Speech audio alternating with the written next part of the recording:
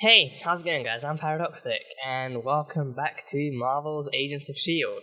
It's been a couple of weeks, I won't lie, it's been a couple of weeks since I actually did a reaction for this, and there is some good reason for that. I think things were hectic for 1 week, and then even more so hectic this past week, with me having to rearrange my setup and actually build a new system as well, so hopefully I can get these out in quicker succession, and I can actually, do stuff like a lot more efficiently too. And I was also just in dire need. I think I mentioned this quite a few times. I mentioned this quite a few times in previous videos. I was actually in dire need of a kind of system upgrade, and that upgrade has mostly happened. There are still some things that need tweaking here and there, but 9 out of 10, it's all done and dusted. So that is the one piece of good news. And then I think this week was mostly just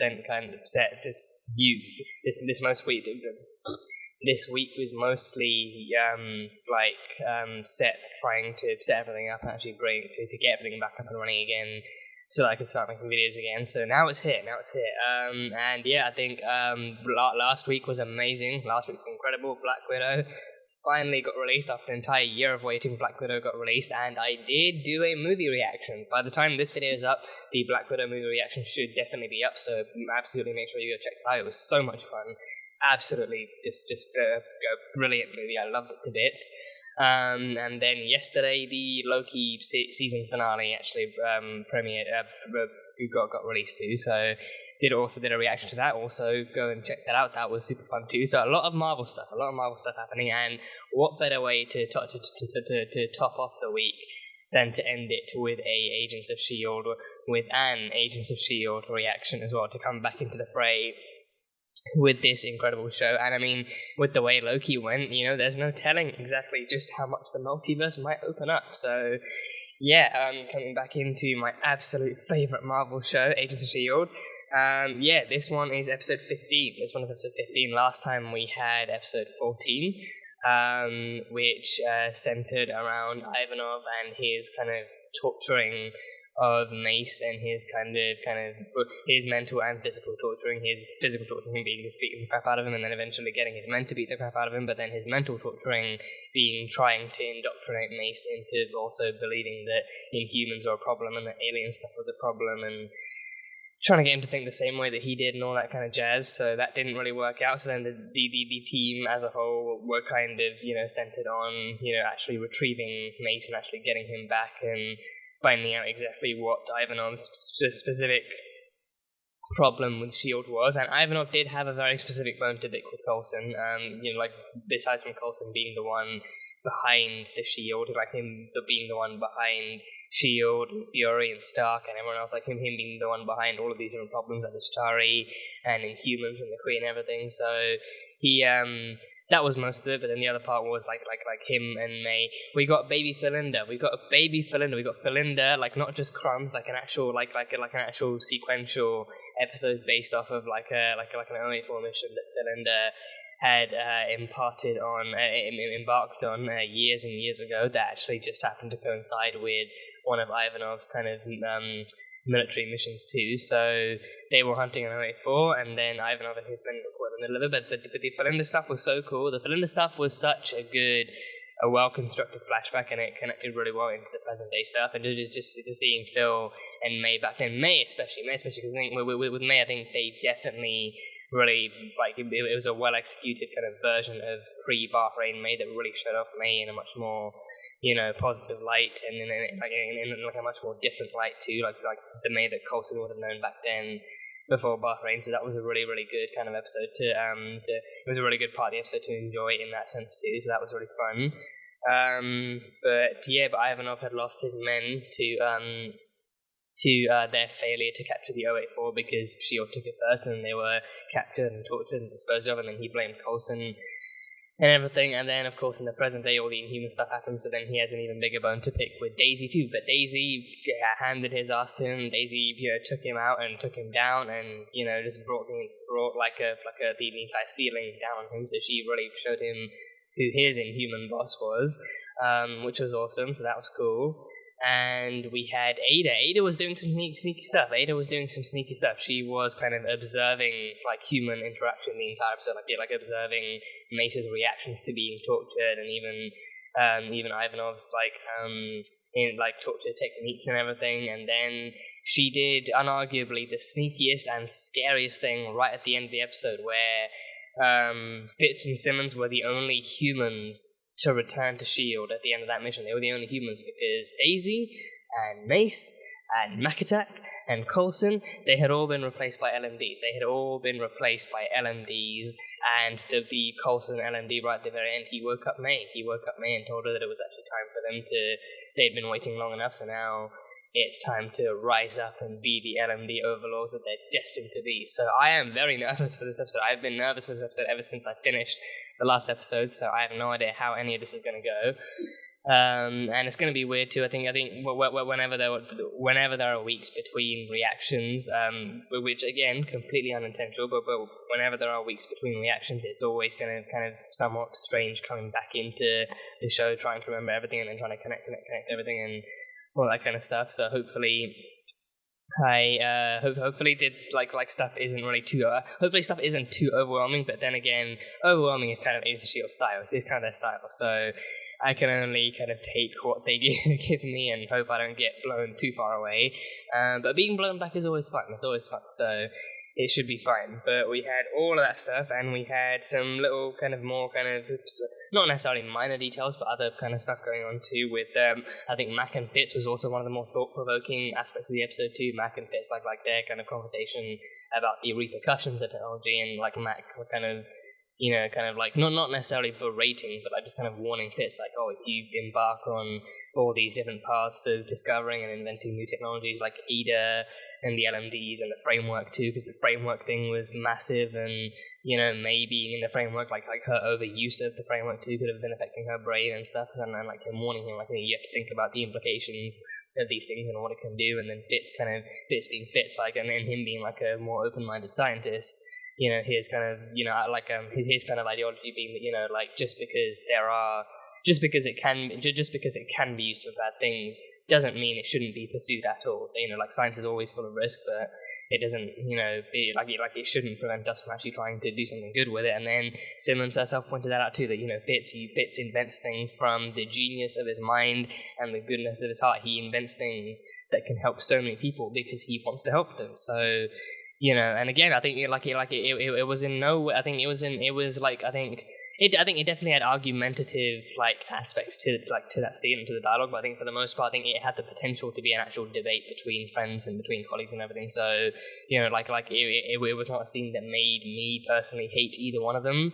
But again, definitely one of the more thought-provoking aspects of the episode, and I think definitely one of the more thought-provoking dialogues that the show has actually given us. So, you gotta love it when Agents of S.H.I.E.L.D. does it. You gotta love it when Agents of S.H.I.E.L.D. actually kind of gives you like realistic kind of talking points to think about and actually ponder and everything, and seeing how it's actually like impacted on the show too is just such a real and fluid and solid.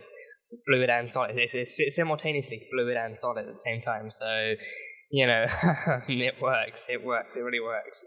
But yeah, that is pretty much all I've got from the last one. So on to this new episode where you can see exactly how the LMD stuff is going to go on. I'm very nervous. I've seen a few comments. From the last reaction where people are like, "Oh, you're not ready for the next episode. It's going to blow you away." So I think that like the ending paired with those comments have easily just kind of not helped me prepare for this at all. Just being like, okay, something big is going to go down, and I'm not ready for this episode. So yeah, we can all enjoy it again together. We can all. I can enjoy it for the first time, and you can all re-enjoy it with me for the however many time you guys are watching this episode. So yeah, that is all I've got from the last one. So on to episode 15 of season 4 of Agents of S.H.I.E.L.D. On to the reaction, and as you guys will already mostly know by now, this reaction will just be the best bits and the highlights of the episode. But if you want to watch any reactions that don't make it into this, or if you want to, watch the full unedited reaction and watch the entire episode along with me, then that reaction will be over on Patreon, so you can go check that one over there. Pretty much how I do all the reactions as well, so that is just as much fun. But yeah, that will be it. So on to episode 15 of season 4 of Agents of S.H.I.E.L.D. Let's go. Let's go. I'm not ready, but let's go. Now you know how nice it feels. Oh, they're all in the framework. Are they all in the framework? Daisy, they're all in the framework. Oh, they immediately switched out and then put into the framework. Oh, good God. Good idea. This is terrifying. Time's wasting. Yo-Yo's our most valuable asset, so we want to get to her first. Oh, Sounds like the right idea. Don't you dare execute Yo-Yo, you monsters, you pseudo-agents. I sometimes wonder what it would have been like if I'd never signed up. Oh, the loss, the grief. Oh, he could get that All future my where regrets he's are never on piled the up shield. After that, Are you saying we'll eventually be able to be together? I'm saying that in the framework, we already are. Oh, they're together in the framework. Philinda is a thing. It's canon in the framework. Okay, maybe it's not so bad then. LMD detected West Sector. What? LMD detected West Sector? No. What is? One of them is an LMD. Simmons? Stay right there. Oh, Gemma, Back away. okay, maybe not Simmons then. Don't tell me it's Fitz. Figure what out? You're pointing a gun at me. Why are you pointing a gun at me? Fitz? Of course this is happening. This always happens to you, to me, to us. Oh, But what's for you coming true again? You don't even know. Another bloody LMD. You're messing with It's not me, Gemma. Well, it's one of us. No, who is it? Regardless of who it is, No, who is it? I don't like this. I don't like it's my this. fault. I don't like this. I'm not gonna fight you, Gemma. Even if you are a decoy. Or maybe they use the LMDs against Fitz like Bad this. guy. Okay? No matter what. The knife. Oh, the knife. Oh. Do what, Gemma? Oh. Cut your wrist. If you're the LMD, I'll see your substructure and I'll know. And if Not really. You just convinced me to slit my wrist. do it.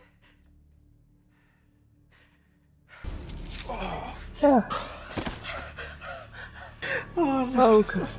No, but they have synthetic blood, though. They have synthetic blood.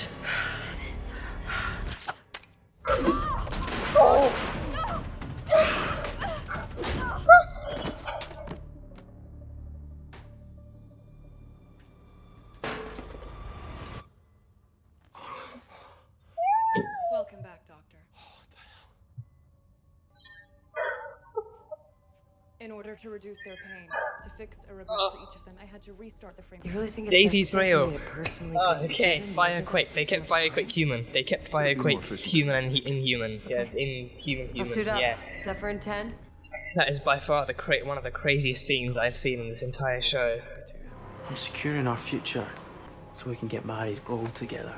Oh, don't you tease me. Don't you tease me, LMD Fitz. Don't you tease me with the bright lure of a hopeful future. mentioned it. Getting married. I mean, I thought about it, but I was afraid to bring it up. I'll tell Fitz when I see him. To the human Fitz. Oh. Oh, oh, oh. Nice one. Oh.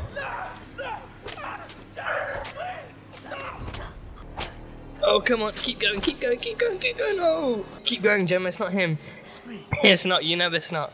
You know it's not. Go for the head. Oh, oh, the neck. Oh, yes, Gemma. There we go.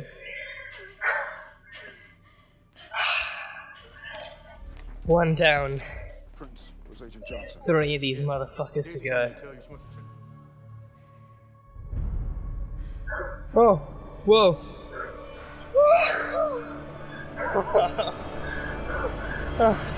What? Oh. A containment module filled with LMD daisies. A room filled with Daisy Johnsons.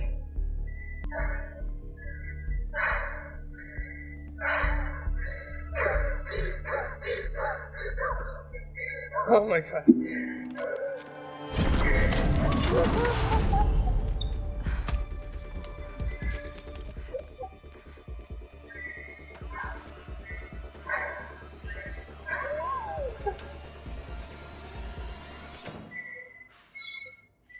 my god. This episode is truly fucking hazardous. Oh no. Oh god. No. This episode is hazardous. See, now you know the truth, Daisy. Now you know the truth. This episode is fucking hazardous. It's a technological biohazard. Because I just saw a truckload of myself, and Mac is in on it, and Coulson just bashed an agent's head in, and They're all replaced. You two. It's not you. It's not you. Simmons, it's me.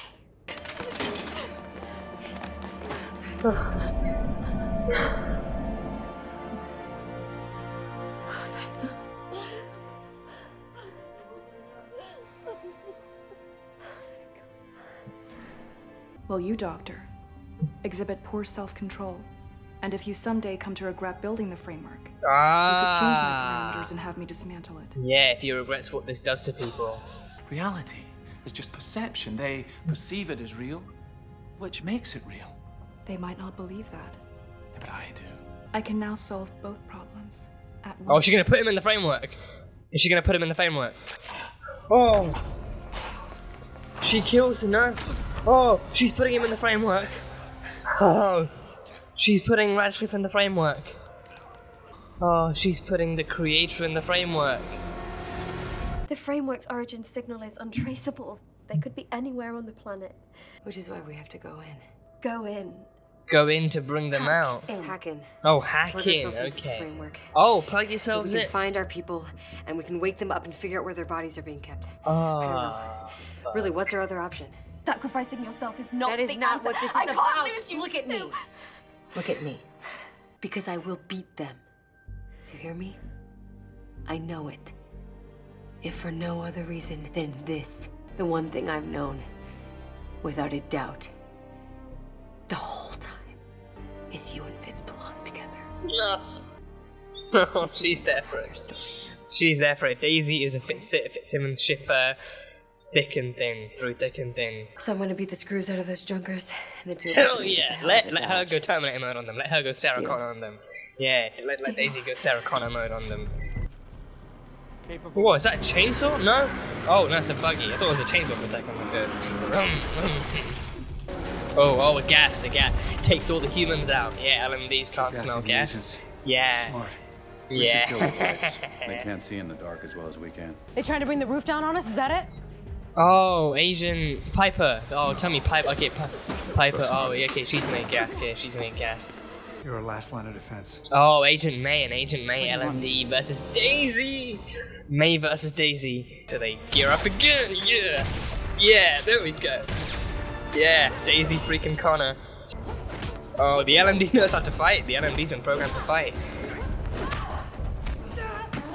Oh, yes, scissor kick. Oh, yes, she's got moves. She has got moves.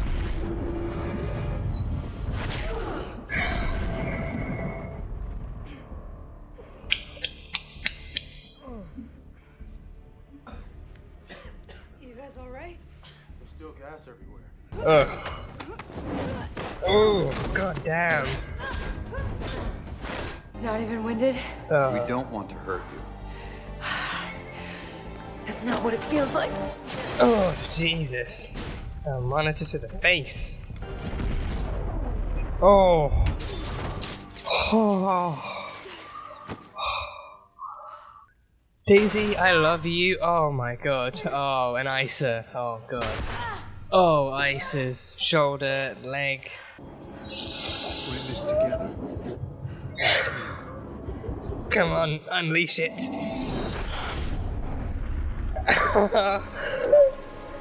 She broke them.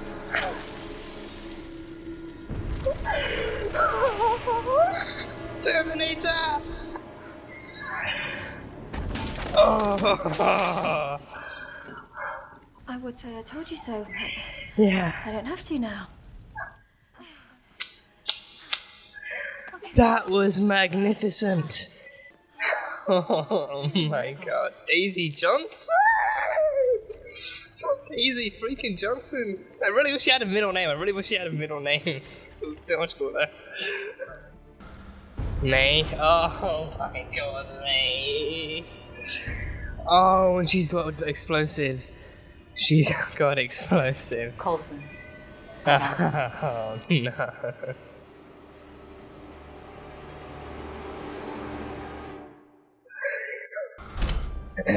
Oh. I thought you said you had them. What did you do? What did she What I do? wanted to. Oh, she let them through. Oh, May LMD May is still more human. Okay. Why don't you and I have a glass of scotch? Or many? And talk this out like we always do. No, they have a special drink. We've never done that. They have a special drink. Oh, is she gonna kill them all? She's gonna kill them all. She's gonna take them all out. You say you don't anymore, but that pain, that regret, that's what made you a person. A person I love. Everyone's on board, like Piper and Davis. Yeah, Davis and Piper. Okay, Davis and Piper are good. Yeah, Davis and Piper are good. But my impulse to keep Coulson safe and close, that desire, that came from me. And I'm sorry to say, you're not him. Oh, god damn it. Down goes the playground. Oh my god. R.I.P. to LMD May. The only LMD that mattered. R.I.P. to LMD May. Living in there too long may kill you, but dying in there will definitely kill you, so be careful. You too. Oh boy, can they still access it in the same way though? Can they? I mean, they can connect it, but can it still be accessed because it's like a lesser model, a lesser version? God, my girls going off to save the world, save even artificial worlds. Whoa, whoa! Oh, she's in the bath. She teleports into the freaking bath. Wake up your boyfriend? We're being caught. She has a boyfriend? She has a boyfriend in the framework? Lincoln? Oh, wait, I almost forgot about Lincoln. They mentioned him in this episode and I still forgot about him. Is Lincoln alive then? Can Lincoln be alive in the framework? Linky Link? Is that Linky Link? Excuse-moi!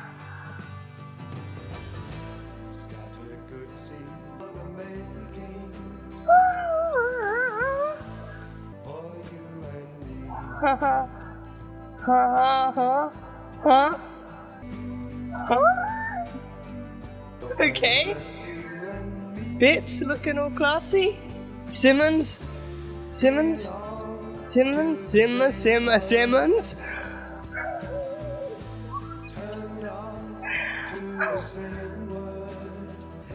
May? Is she? What, is she still with S.H.I.E.L.D.? Is this the Triskelion? This is the Triskelion.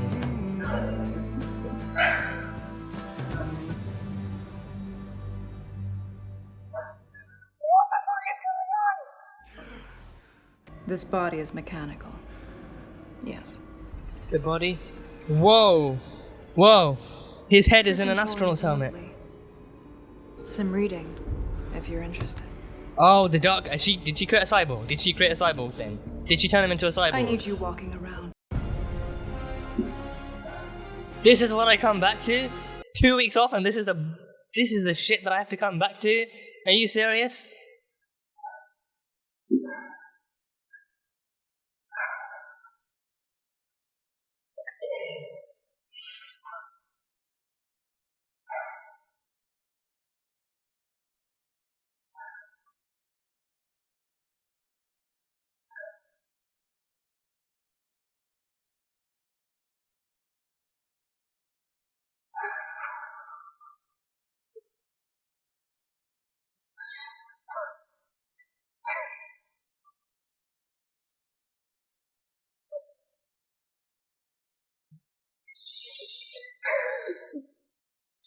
I just don't know what to say. I just don't know what to say. go 2 weeks without Agents of S.H.I.E.L.D. I come back to this. Meaning I come back. This is not... This is, I think... It's not just that this is one hell of an episode to come back to, and... No, it's not just that this is an ideal episode to come back to, but it also isn't an ideal episode to come back into. But it's like, this is one hell of an episode to jump back into Agents of S.H.I.E.L.D. and this is by far one of the best and craziest episodes of this entire TV show I have ever seen in my entire time viewing Agents of S.H.I.E.L.D. This episode is singular proof that people who claim to be Marvel fans need to be watching Agents of S.H.I.E.L.D. This is singular proof. This one episode is proof that this is easily better than some Marvel movies. This one episode is easily better than quite a few Marvel movies I've watched in or out of the MCU. Even within the MCU, this is easily better. This one episode is better than so many, like quite a few different MCU movies I've seen, and just Marvel movies. You know, this is like if you enjoy Marvel, if you love Marvel, you need to be watching Agents of S.H.I.E.L.D. You need.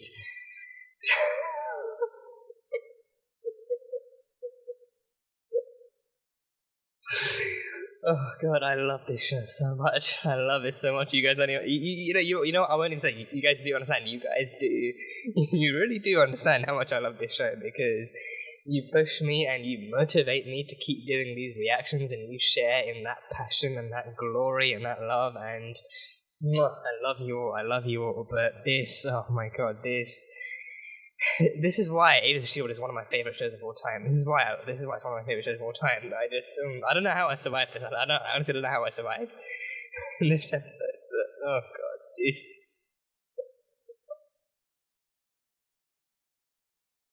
Oh god. But yeah, I'll reiterate: if you watch Marvel, Agents of S.H.I.E.L.D. is a show that will leave you regretless. You know, this is a show with little to no flaws whatsoever, and it knows how to do stories. It knows how to do good. It knows how to do good. This oh god, this episode. Oh my god, this show is fucking insane. This show doesn't know how to hold back. It does not know how to hold back. Yeah, and I could, ramble for like 2 hours, to like 2 minutes, 20 minutes, 20 hours about how good this show is, but yeah, I've done it before, and I'll do it again. You know what, maybe by the time I reach the show's end, you can probably collectively kind of collect a bunch of clips from my reviews, and, of me talking about just how much I actually love this show. That could very easily be possible, but damn, this episode, this is easily even just over halfway through the show, and this is still easily one of the definitely the craziest episode of the season. Definitely the craziest episode of the season in terms of actual story. I think personally for me, reaction wise, the only episode I can actually think of where things were crazier, thinking back to, and even though it is still kind of somewhat distant from my mind and from my own personal pacing and memory, I freaked out hard at the Ghost Rider episode, like the very first episode introducing Ghost Rider, for me that reveal and that introduction, that was easily easily like the craziest season opener. That was easily like the craziest season opener for me.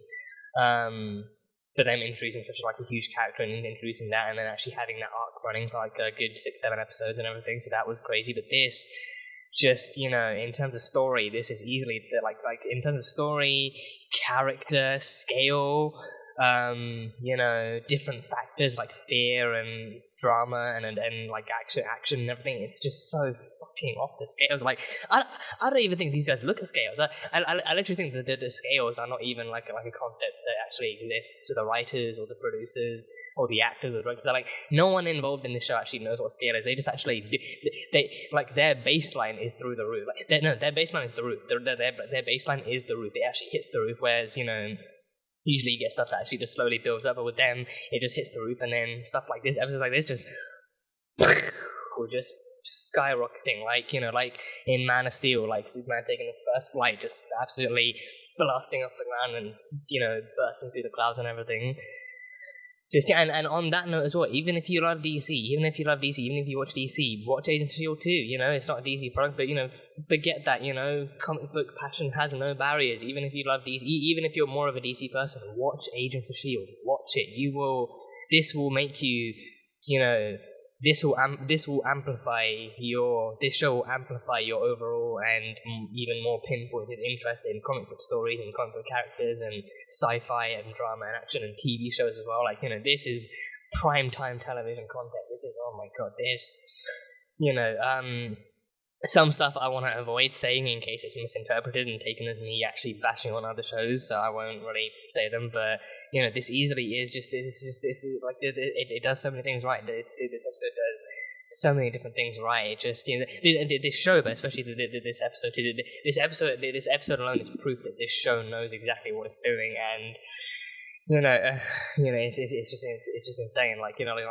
With what they had, they know what to do with what they have. They know what to do with what they have, and looking back, I have no idea how I'm gonna actually edit this reaction down to a scale or to a level that feels appropriate or feels good enough, but then again, that's why we have full length, so I will absolutely do my best to make it as right as possible.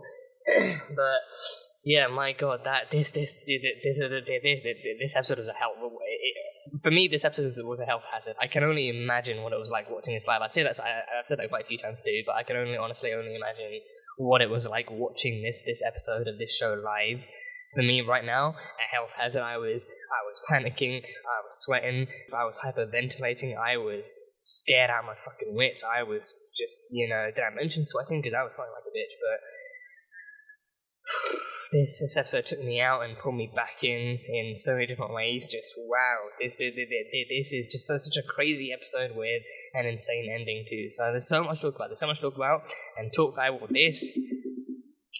We're gonna have a discussion. We are gonna have a damn old discussion. So buckle up. Go pause the video if you need to. Go get a toilet break. Go grab your snacks. Buckle up and enjoy this ride. So yeah, here it comes. Okay, yeah, so have had given myself a few minutes just to gather my thoughts a bit and to kind of, calm down and collect myself, but yeah, so this episode again,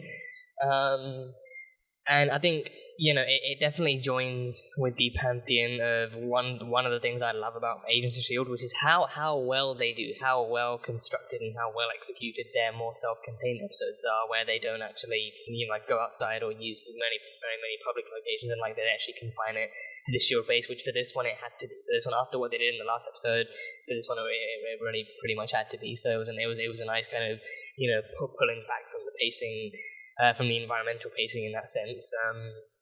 So that was good. But with this one, I think Ada and Radcliffe, I'll get to Ada and Radcliffe in a minute. I think this is one of the opening kind of tidbits. So yeah, I think Radcliffe's endgame seemed, I think to me, it seemed like his endgame on the actual bigger picture scale seemed to be actually replacing humans with LMDs, actually kidnapping humans and actually replacing them with LMDs, and then allowing humans themselves to live out their lives regretlessly and more openly and carefreely in the framework and everything. So yeah, I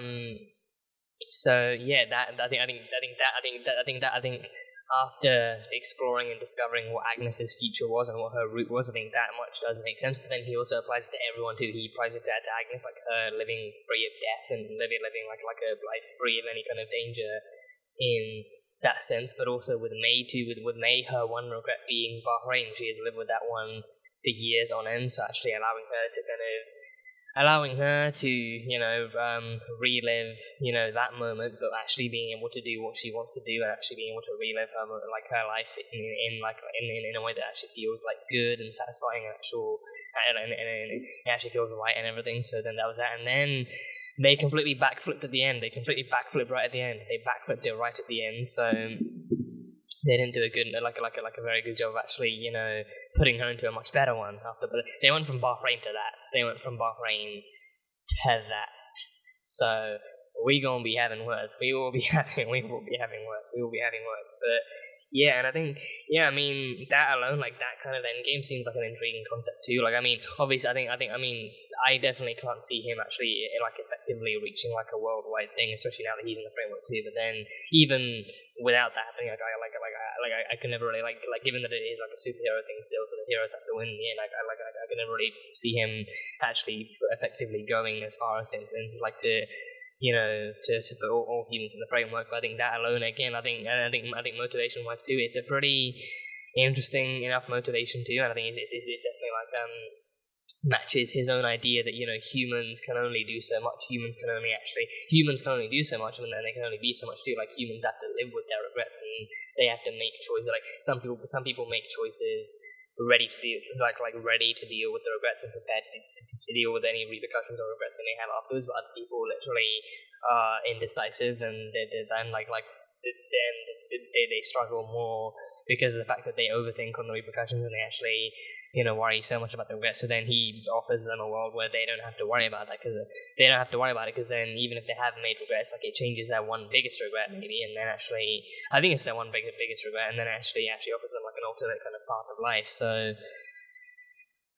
yeah, so it's an interesting enough concept. It's a very interesting concept. So that was that one, and then so then Daisy.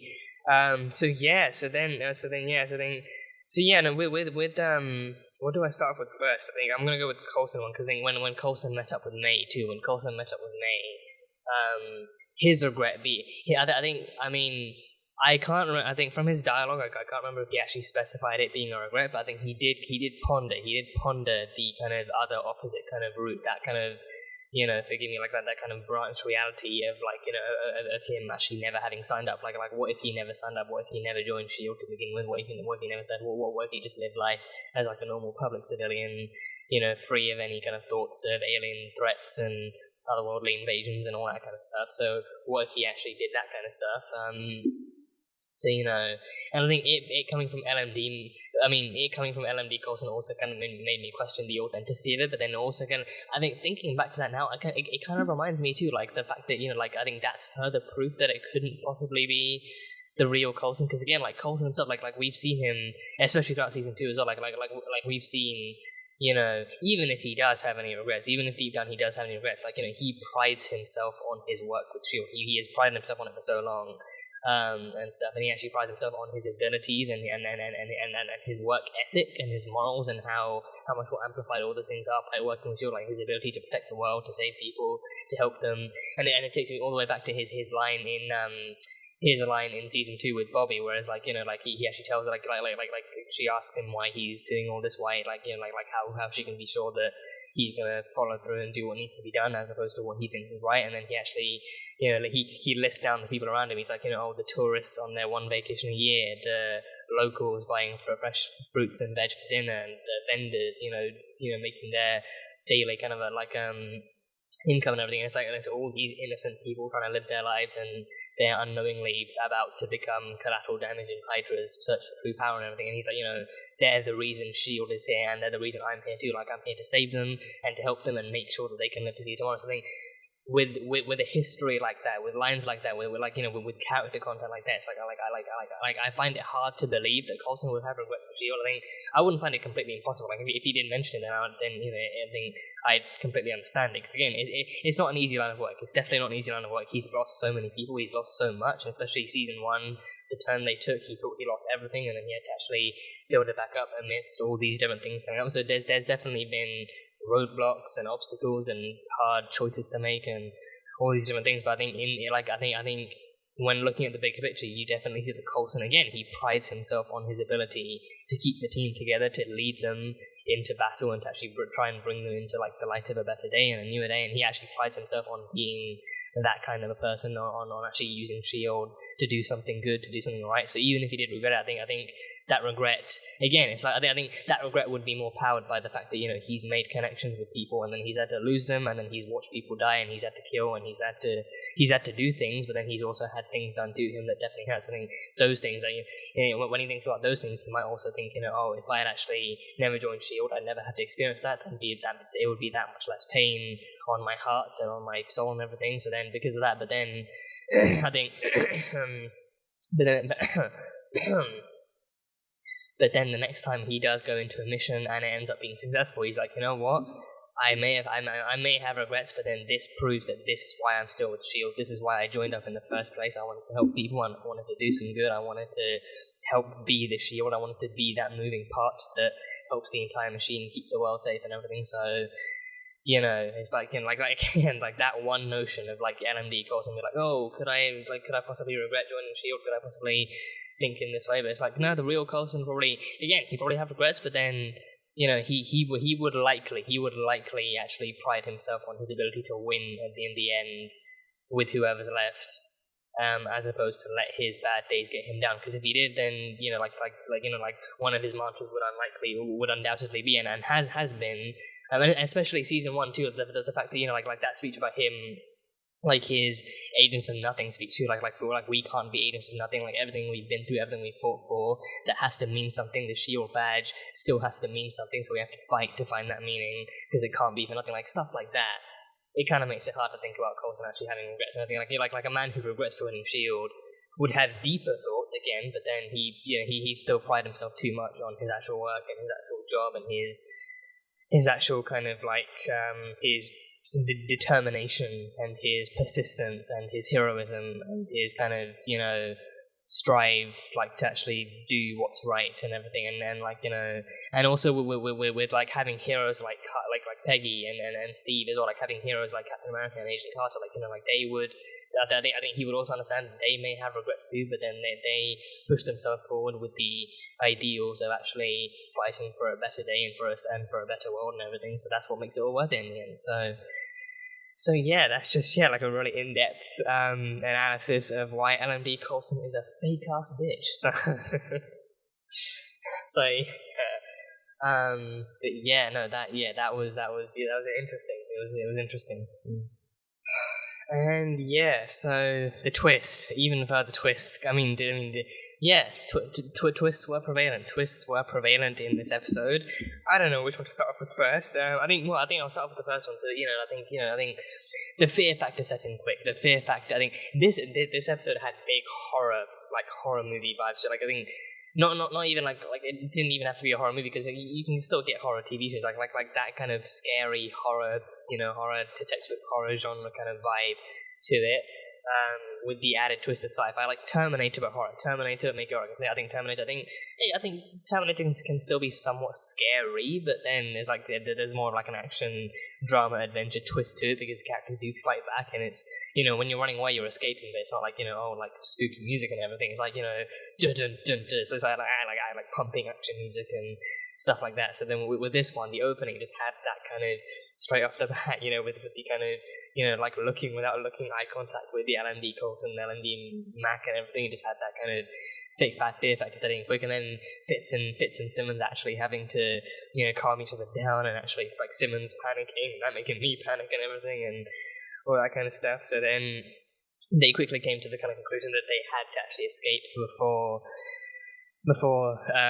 they had to escape, but they also had to maintain the kind of illusion that, you know, that the LMDs didn't know that they knew that they were LMDs. So, you know, they actually had to be careful about that, so that, you know, they didn't actually quickly execute some kind of, you know, elimination protocol or anything like that. So that was that, and then I was just terrified. I was terrified as to who would crack. I think as soon as I saw the eye contact, between them and Mac and Coulson, I was like, okay, that's like not really peaceful or kind of calming eye contact. That's like, you know, like Coulson and Mac actually genuinely being creepy and being like, you know, if you know, then you know. If you don't, then you don't. But either way, we're gonna fucking convert you bitches. So you better watch out.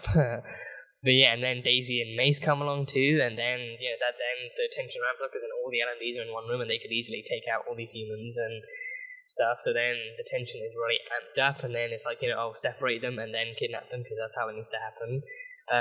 Which, as we see later on, Ada did that. Ada actually did learn to separate them. And I think it wasn't until it clicked then, it wasn't until the other twist came in that I actually remembered, oh yeah, that was what I remembered. Oh yeah, no, because of the Ada sighting, because of the Ada is present on the base warning, that's when Fitz and Simmons, they themselves actually split up too. So pretty much everyone was everyone was ripe for the plucking. So then Ada really took 110% advantage of that situation. and everything. So then, and until I saw the like the second warning on the tablet being like 1 LMD detected in front of Fitzsimmons, that's when it all went tits up, and I was like, oh wait, but they were separated, so literally either one of them could be an LMD, and oh my god, that scene, that bloody scene, oh god, god. Ian and Elizabeth this cannot be overstated, they are tremendous actors. They are incredible actors. Like, the chemistry doesn't just bounce off of them when they're all lovey-dovey and they're being romantic and they're being sweet and friendly with each other. Even when they're both kind of trying to act terrified and shit scared of each other, they are just...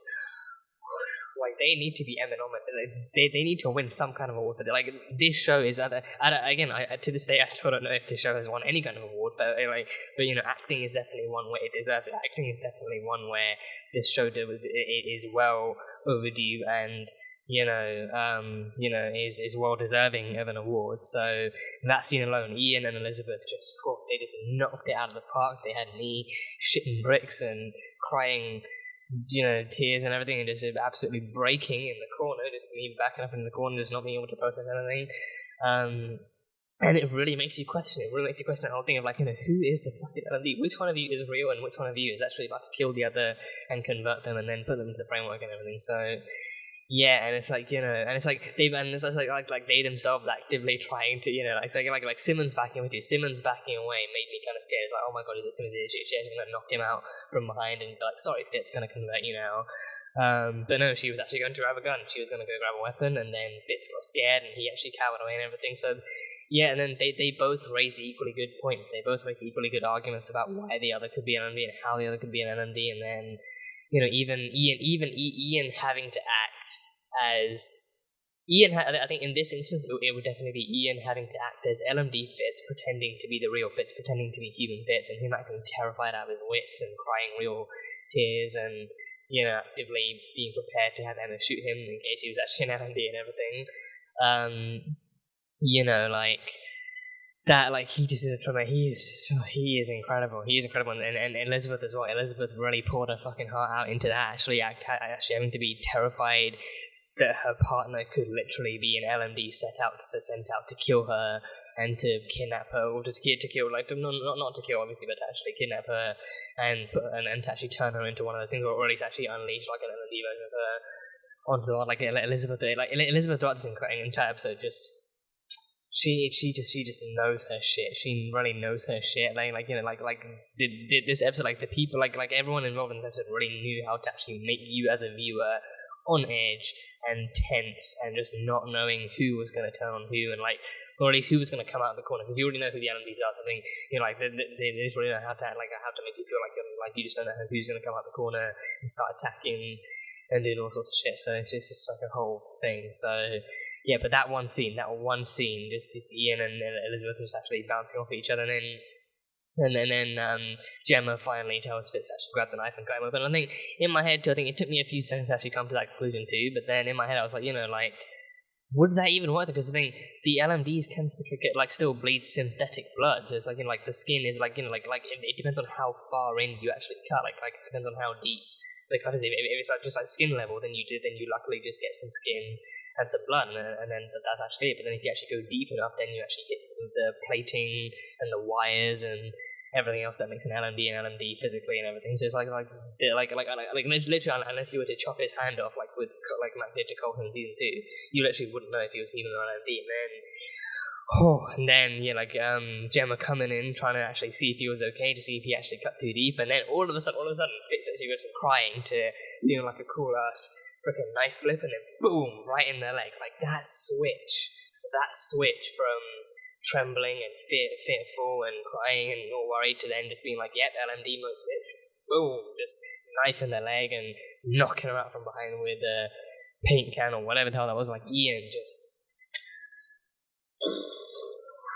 I have no words. Like that transition was butter smooth. That transition was butter, like silky smooth, knife through butter, just immediate, quick, no hesitation whatsoever, no need to process. Like the processing is going on in the background, but yeah, that switch. And even the knife flip too. Even the knife flip, like he actually had it because he cut it like this. Even the knife flip was just like boom, just like I mean, I honestly can't even tell if he did practice for it, but I feel like he might have, but then he also might have practiced it enough to actually show off that he doesn't even need to practice it, that he doesn't even need to practice for it, because it's just like a simple knife flip and then like a stab in the leg. But then the way he pulled that off, just yeah, God, incredible, absolutely incredible. And then that's when the reveal comes in, and then that's when he takes her out, and he's trying to sedate her and prep her for the framework and everything. So. Oh God, it's a whole thing. It is a whole almighty thing. It is a whole almighty thing. That scene, they both killed it. They both killed it.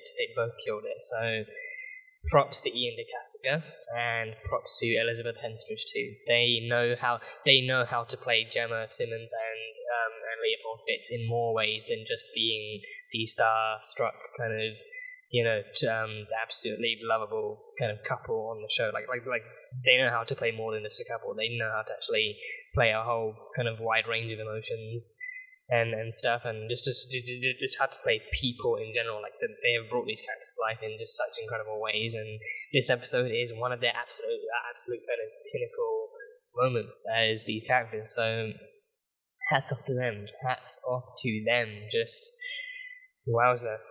And yeah, then Gemma fought back. Gemma did indeed fight back with the hammer to the machine that then came swinging down on Fitz and trapped his leg and everything. So I literally thought, I literally thought like he would actually have severed his leg off and then she'd try and pull him out or something, or he'd try and pull himself out and you'd see his leg severed off at the kneecaps or something. I thought they would get that graphic, but no, he was just trapped under there. And then the even more brutal one with Gemma actually just going in for the stabs, multiple stabs, and I think for a split second it's easy to actually be like, oh my god, it's so hard to watch. She's actually stabbing Fitz in the heart multiple times, but she's actually stabbing Fitz in the heart multiple times. But then it's like, no, it's an LMD. This needs to happen. She needs to kill him, put him down. And then even in that moment, the LMD itself actually switching back and forth between being like a poor kind of trembling, terrified Fitz, and then switching back to LMD mode and just grabbing her in a chokehold, and then she still keeps going, and then just finally one swift swing to the neck, and then he's gone. He's down for the count and everything. Like that whole thing, that whole sequence was just mesmerizing and terrifying to watch. Nothing short of terrifying to watch. It just goes to show how well they do things, how hard they work, and just how well they execute various different kind of genres and concepts on this show. So that whole scene was beautifully executed, absolutely beautiful. And I think, I think if you're watching that scene, I think whether it's watching that scene for the first time or even watching it back, you definitely will have that kind of thought process of, oh my god, it's hard not to actually have that even for like I said, even for a split second, have that thought process of actually having Gemma killing Fitz, like someone who looks down to the T in terms of detail, down to the T, exactly like Fitz. It's hard not to actually think that she's actually killing Fitz, and then even for her actually having to stab an android wearing Fitz's clothes with prosthetic skin modeled to look like Fitz's, and even with a face that looks exactly like Fitz. Like she literally might as well be stabbing Ian DeCastiga, and I think that is exactly the point of that scene too. The fact that that it's actually meant to be hard for her to kill an android that looks exactly like Fitz, but then at the end of it, especially why at the end of that she's actually traumatized by the fact that she's actually had to do this, and then she actually discovered the truth that even her partner, with whom she discovered that there were 4 LMDs having infiltrated the base too, that makes it matter. So I wonder then how the 4 LMDs got detected on the scan. If Daisy wasn't an LMD, then how did it detect 4? Because then I don't think Fitz was in that photo. Fitz was in that kind of screenshot. So I don't know which LMDs it would have detected. Unless Mac is just so big it counts him as 2 different ones. But no, that's not likely. But unless because I don't know if Coulson could have modified it to detect one more. Because he disabled it. He actually disabled it. He didn't want it. He didn't want the detection getting out at all. He didn't want the LMD detection getting out at all. So I think it's highly unlikely that he would have actually programmed it to detect more. Because then the more there are, then the more that the people who find out know to be aware of. So then I'm still curious as to, unless, I mean, if I go back into the episode and actually check if Fitz was in the background somewhere, like his head just poking out of Mac's corner or something, but no, I mean, the clear people, the people very, very visible in that were Mace, Daisy, Mac, and Colton, so I think I'm curious as to how 4 came to be detected, unless that was maybe the one bug that they actually kind of, like, they actually made them, they actually accidentally detected one more than it needed to detect, or something, so I don't know, but yeah, no, that that then threw me off. Like thinking about like how to detect Daisy as an LMD if she was never taken to begin with. So yeah, but that was still that. So yeah, so it's again just Ian, so Gemma and Fitz, Ian and Elizabeth just hats off, all the hats, all the praise I can possibly muster. I am exhausted after the episode. I'm honestly exhausted after the episode, but yeah, all the praise I can possibly muster for the two of you, just everything, absolutely everything. And then then Daisy and Simmons reunite. In the heat of fear and adrenaline and trauma and just overall just kind of tension and everything, and it's honestly one of the more heartwarming scenes of the episode. Like, despite the initial tension too, of Simmons thinking that Daisy is an LMD, and then Daisy not knowing if Simmons is an LMD, and then them two not trusting each other and everything. And then of course like her bringing her in for a hug, and then giving her a tremor through the hug too. Like, don't worry, I'm here. Like, that is the best way. Like, I mean, not only like the better way, but also literally the more heartwarming way. Like, instead of actually just shaking her hand and giving her a tremor, like, actually grabbing her into a hug. Like, yeah, it's okay. I'm here. I'm real. I'm your Daisy. I'm Daisy. It's me. I'm the inhuman Daisy Johnson. So, and then giving her a tremor through that is just really cool and well done. And then from there they hatch a plan to try and escape with their lives, and also to take down the LMDs, because they know they can't escape without taking down the LMDs. The LMDs will not let them leave, and they will constantly be questioning where they are, so they can actually take them and transform them and everything. So that's the whole thing. And then of course I think it's like Daisy herself actually discovering Daisy walking into that containment module, and discovering it's filled with, I presume those have to be LMDs. Those have got to be LMDs. How those many LMDs were created, I don't know. How those many were planted, I also don't know. But I think it's a containment module full of LMD Daisy Johnson. It's a containment module full of LMD Daisies. And that reminded me of the scene from iRobot. Where Will Smith is actually walking through that warehouse full of robots looking for Sunny, and then he's actually traversing through all of them, and then you see, as he walks past one, he just kind of turns his eye and then actually grabs him out of nowhere. So then Mac comes in looking for the real Daisy, and then as soon as he passes her, she quickly turns around and quakes him up against the wall and everything. So yeah, that whole scene is like just like a room full of Daisy Johnsons. Just, she but yeah, how they got that together, even like in the actual fiction of the show, how they got that together, I still don't know. I have to trust that that's something that either Mac and or Coulson and Mace just kind of put together under their own kind of operational stealth. But I mean, I didn't even know why they would have that either. Because then surely I don't know why they would even have like a room full of LMD, like a module full of LMD. I think it wasn't even a module. I don't think it was a module in the base itself. It was an actual module in the base, not the same portable one on the ship, but the actual bigger room, the containment kind of the quarantine room in the base itself. So yeah, so like a room, like that room, but filled with LMD daisies. I don't know why they thought they needed more LMD daisies. Like if they literally thought that, I think maybe because they thought one wouldn't be enough, because then she's an inhuman. So then they send the LMDs to actually take down Daisy herself. So then they overwhelm her with LMDs of herself. But then I think maybe that's why Mac himself was even going there to actually activate the LMD daisies and to actually have her to actually have them actually overwhelm her, but then she got there before him and blended in, and then quickly went in to actually quake him, so then those daisies never woke up. But that's an ingenious idea. Multiple Daisy Johnsons is an ingenious idea, and they were gorgeous. Yes, I am a Daisy Johnson simp. If it was unclear to anyone watching these reactions by now, yes, I am an unashamedly a Daisy Johnson simp. So yes, deal with it. But no, on this channel we love and respect and admire and appreciate Daisy Johnson. We love Quake. We love and appreciate Quake. We love Daisy Johnson. So yeah, that is the protocol.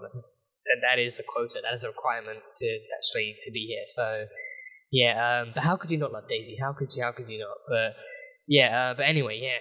So yeah, then she distracted him that way, and she got away, and then she reunited with Simmons, and then that's when she saw through the CCTV as well that that Fitz had been killed on the ground and his neck was bleeding out. I think so she saw that, but luckily she didn't stop there. She actually watched ahead because it was actual footage, not just like a camera snapshot or anything, but it was actual footage. So she actually watched ahead and saw the other agents and Coulson and Mace going in too, and then once the agent actually discovered that Fitz was an LMD, which is a props to, RIP to the agent, but also props to the agent who actually went in and investigated a little bit further at the cost of his own life. But he investigated further and actually saw that Fitz was an LMD, so then he uncovered that truth, and then that's when Mason and Coulson were like, okay, the jig is up, let's just kill these guys, and then they did that, and then Daisy discovered even further, okay, so Coulson and Mace can't be trusted either, they are the LMDs, so yeah, that was insanity. But then, yeah, Daisy and Simmons reunite. As we saw, they reunite and they hatch a plan and they actually come together to actually think about what to do. And Daisy is persistent. Daisy is determined and she's persistent. She's ready to fight her way out because she knows that's what they need to do. Because again, the LMDs won't just let them leave, so she doesn't need to fight. But then Simmons is terrified, rightfully so, and she's bleeding and sweating and panting, and she's just kind of on the edge, and she could break down at any minute. But then she still stay strong and everything. So like that scene of them actually kind of building into her back, actually trying to regain again some sense of self-control and actually trying to hatch a plan, actually trying to get together to make a break for it was really something else to do. And again, like that also like plays like a scene out of something from like something more of like a horror genre, like them actually. And I think horror itself, I think there are definitely movies that like not iRobot, but I think there definitely are movies that incorporate sci-fi into like a horror form, like in terms of actual technology too. I think there is. I can't remember what it's called, but I think there is actually a movie where there's like an AI on board like a space station that actually goes rogue and threatens to kill all of the humans on board. I think that synopsis is is like pretty vivid in my head, but I can't remember what the name of the movie is. I think it's like a 2000 something. I think it must be a 2000 movie. I think there's like 2000 somewhere in the title or something. But I think it's like a giant ball head too. It's like a giant white ball with like a red. I think it's like a giant like a screen or like a giant white ball with like a red or black eye in the middle. And it's and it has like an actual voice too, so it's like a disembodied like an AI that goes rogue and threatens to kill everyone on board. And it's like a space station too, so like a space horror film. So again, like horror doesn't necessarily always mean slasher or murderers or zombies or whatever, but it can also often like mean sci-fi, and that could be aliens or it could be technology gone like set out to kill you too. So yeah, with this one, it definitely had all those things, like the LMDs threatening to actually take down all the human remnants of the shield base of the playground, and then like the two humans who know what's going on banding together to actually try and escape and trying to escape the grasp and trying to defeat their LMD enemies. So like horror is just kind of woven into this like a fabric. Like it's essentially woven into the fabric of this episode, and again, it's executed so well. It's executed so damn well, and I think like seeing Simmons and Daisy working together was like a super tense thing, and a super kind of like super hectic kind of thing too. Like actually watching them struggling with what little time they had before being detected to not only come up with a plan, but also Daisy having to convince Simmons that they could do it, and also that like trying to convince her that she could do it too, because I think Simmons just wasn't really in the right state to actually fight back against anyone.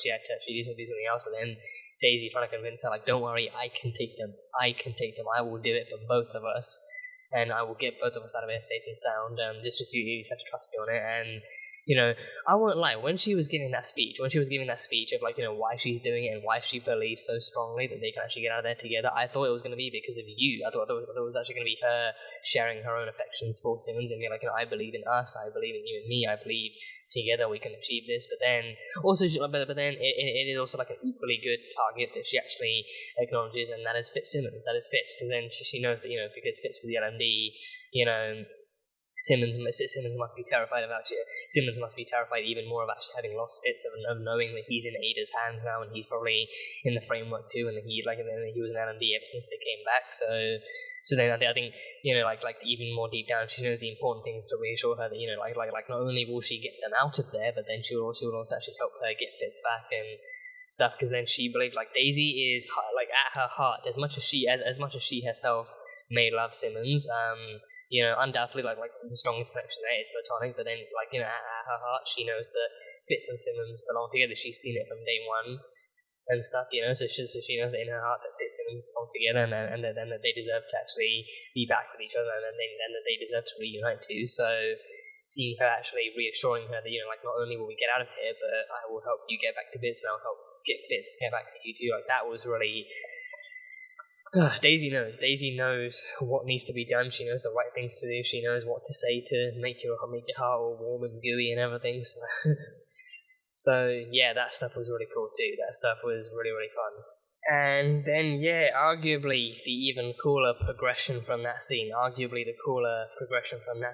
starts off like with like some kind of mixture of calmness and tension at the same time. The calmness is them actually being in a room alone together and actually trying to hatch a plan, but then the tension is them actively being terrified for what's about to happen. So then that was like a cool kind of starting point. But then the jump off point, again, Man of Steel, Superman just like blasting off the ground and shooting through the clouds, like that was then I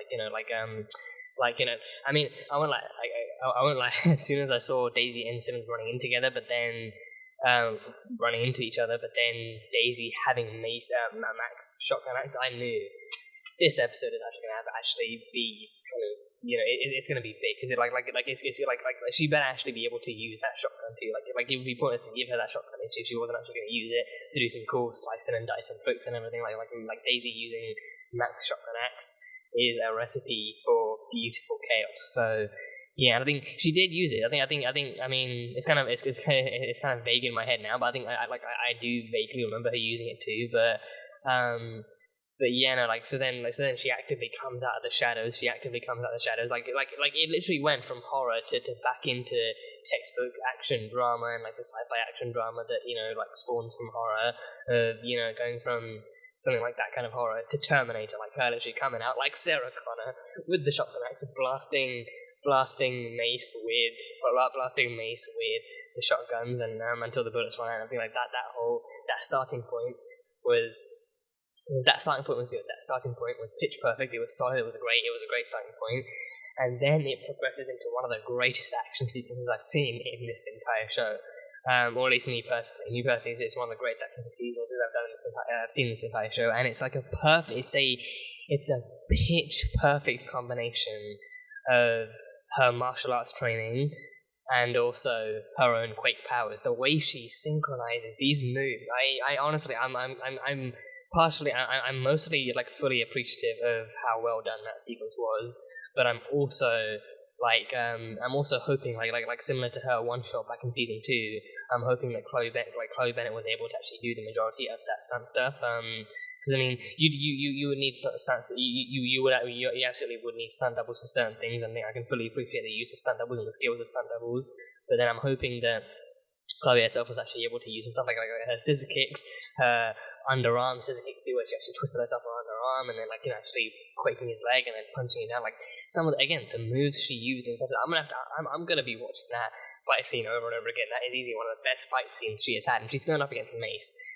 she's going up against an LMD mace. She's going up on an LMD mace. I think they even improved the LMD mace. They had the goal and the accuracy to improve the LMD mace, where the LMD mace, understandably, actually knows how to fight better than the human mace. The human mace has a little to no combat training, but the LMD mace has been programmed to block and punch and kick and throw, and he actually knows how to fight. He is the Patriot.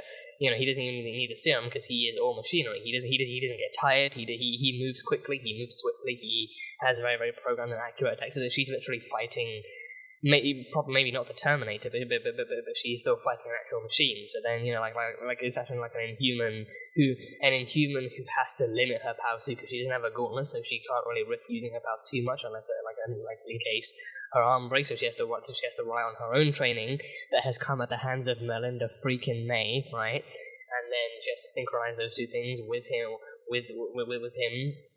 and honestly, their plan to gas the humans out and then take out the LMDs was also like a great touch. It was a great starting point too, and then she actually goes after Mace. Like that whole fight scene was just my god. Like the moves she used, the choreography of that that entire fight scene, like the choreography actually utilizing the synchronicity between her actual physical movements and her quaking was just so on point. It's just like the evolution she's gone through. It's just so sweet to watch. It's so sweet to watch, so badass to watch. It's just incredible. But yeah, that stuff was insane. And yeah, she eventually takes him out. It takes a good long while. It takes a good long while because again, he is a machine. He doesn't get tired. He's not slow. He's fast. He's as fast as he needs to be. He can be deadly as well. Because again, the mission is to knock them out and then actually, you know, take them to the framework. Like they're meant to be replaced by the LMDs. Like they're not necessarily meant to be killed, but they are meant to be plugged into the framework. So, you know, that's like a whole thing that needs to happen. So yeah, like that whole fight scene, and it's like, and I think it does. I think despite how still how fast paced and brutal and like hard hitting that fight scene was, I'm still kind of wondering like how much deadlier it could have been if their mission was to kill them, if their orders were to terminate the humans, and the Inhuman, or the human and the Inhuman. Then what would how different would that have been? Like would they have actually come in? Because then we've seen Ada can actually tear a hole inside you, so we have to assume that the other LMDs have the same amount of strength and actual brutality too. So then I kind of wonder then like if that was the case, then Mace would have easily been a lot more brutal. You have actually not hesitated to actually break a few arms and bones and everything, but. Yeah, no, but either way, that fight scene, just Daisy Johnson. I love her. I love Daisy Johnson. I love her. She's amazing. She's amazing. She knows how to handle herself and she knows how to protect herself and people around her. So she's easily just destroying Mace. She's easily destroying Mace, and even using that quake flip and then getting the electric taser thing and actually jamming it into his back and effectively taking him out for the count too. So that was incredible. That was incredible. And then she gets even more beastly with her powers. In the end with Mac and Coulson coming in side by side too. And again, as if the action sequence in this couldn't get any better. Like they think they're boxing her in. And they've got her right where they want her. But then she's actually secretly charging up really quick, like the ultimate wake blast between her hands, and finally she unleashes it.